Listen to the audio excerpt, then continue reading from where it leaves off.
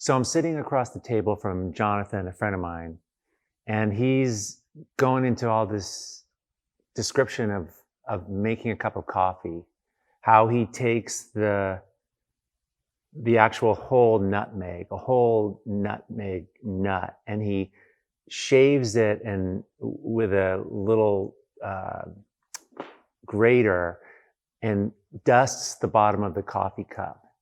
And the smell of that, and this particular kind of cinnamon from Ceylon that he uses, because the kind of cinnamon that we all use from the variety that comes from Vietnam doesn't suspend in liquid the same way.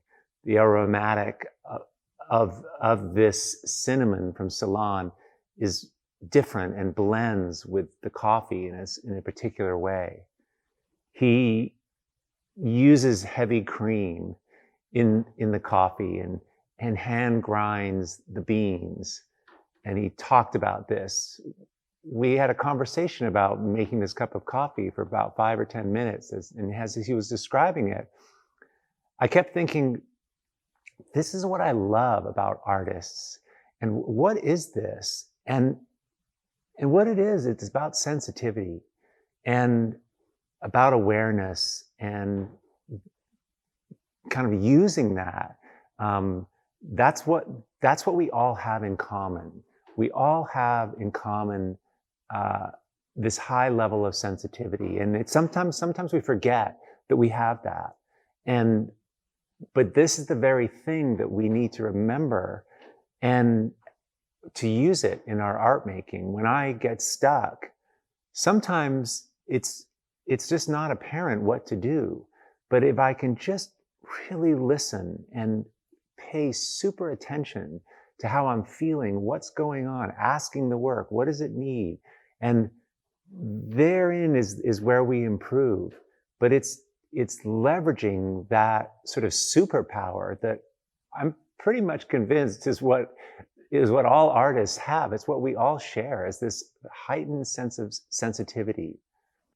So if you can have this ability and double down on this, and remember that it's not something that you turn on when you're making art. It's something that you carry around within you. It's on as you walk to the studio. It's on when you are checking in with how you're feeling right now. And how does this make me feel? And what color does that remind me of? And what does this, all these things spinning around me, conjure up for me? And how does all of this affect me? If we're interested in making our ordinary art and our life extraordinary, it's all about this sensitivity. And that's something we need to remember and just use. So I just thought I would share this story with you because it really it really reminded me of what we're involved in here and how we improve and how we share this ability with the world by what we create.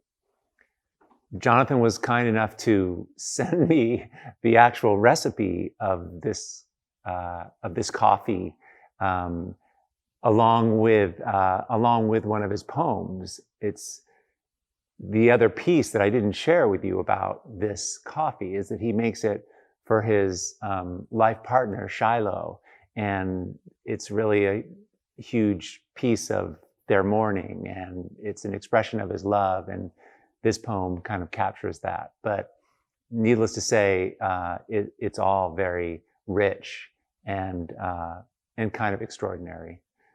Thanks for being here, and for those of you who are new here, please jump in and join our free Facebook group. There's some amazing work going on. And for those of you below, there's some links to Jonathan and Shiloh's world of creativity called musea.org. You can check that out, as well as the download for Jonathan's wonderful coffee directions recipe and his beautiful poetry.